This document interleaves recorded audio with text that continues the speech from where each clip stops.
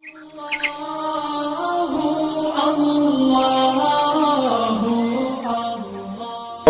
کا عنوان ہے نبی علیہ السلام کی ختم نبوت کا اظہار کرنا اور اس کو ذہن میں بٹھانا، اور اس صدی کا اور پچھلی صدی کا جو ایک بڑا فتنہ تھا مرزا قادیانی کی جھوٹی نبوت، اس کو کھولنا۔ آپ غور فرمائیں کہ دنیا میں بڑے کذاب آئے، بڑے دجال آئے جنہوں نے نبوت کے دعوے کیے، لیکن کسی کی نبوت کا دعویٰ 1 سال چلا، چند مہینے چلا، 10 سال چلا، 20 سال چلا اور سب مر گئے، ان کے نام ہی ختم ہو گئے۔ یہ قادیانی بدبخت ایسا کہ 100 سال سے اوپر گزر گئے اور اس کی جھوٹی نبوت کا تذکرہ ابھی بھی کرنے والے کرتے ہیں۔ اس کے پیچھے راز کیا ہے، اس کو سمجھنے کی ضرورت ہے۔ اس کے پیچھے راز یہ ہے کہ یہ پودا فرنگی نے لگایا اسلام کی شکل کو مسخ کرنے کے لیے، مسلمان امت کو انتشار میں ڈالنے کے لیے، اور پھر انہوں نے اس کی پشت پناہی کی، اس کو پانی دیا۔ چنانچہ 3 طریقوں سے قادیانی بڑھتے ہیں۔ ایک، فرنگی لوگ مسلمان ملکوں میں جو حکمران ہوتے ہیں ان پہ دباؤ ڈال کر ان کو کہتے ہیں کہ تم اپنے وزیر مشیر لوگ جو ہیں وہ قادیانی رکھو۔ چنانچہ آپ اپنے ملک میں ہی دیکھ لیں کہ وزیروں مشیروں کے ٹولے میں کتنے لوگ آپ کو ملیں گے جو قادیانی ہوں گے، جو مرزائی ہوں گے۔ ان کو اس لیے عہدے دیے جاتے ہیں کہ وہ مرزائیوں کے مفادات کا تحفظ کر سکیں۔ اور دوسرا طریقہ یہ ہوتا ہے کہ بیرون ملک میں بہت سارے مسلمان گئے ہوئے ہوتے ہیں جن کے کاغذات میں مشکلات ہوتی ہیں، امیگریشن پرابلمز ہوتی ہیں، تو وہاں قادیانیوں کے دفتر بنے ہوئے ہیں۔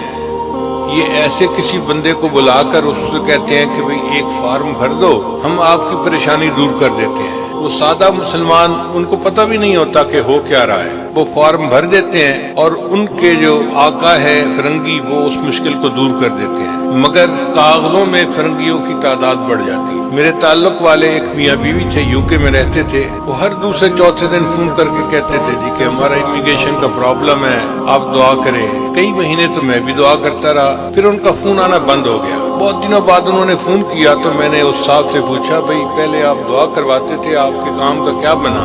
کہنے لگے جی میرا مسئلہ حل ہو گیا، مجھے تو پاسپورٹ ہی مل گیا ہے۔ میں نے پوچھا وہ کیسے؟ کہنے لگا یہاں ایک دفتر بنا ہوا تھا، انہوں نے مجھے کہا کہ یہ تمہاری اتنی چھوٹی سی پرابلم ہے، تم ہمارے پاس آؤ، ہم تمہارا کام سیدھا کروا دیتے ہیں۔ انہوں نے ایک فارم بھروایا، مجھ سے سائن کروائے۔ میں نے پوچھا فارم پہ پڑھا تھا لکھا ہوا کیا ہے؟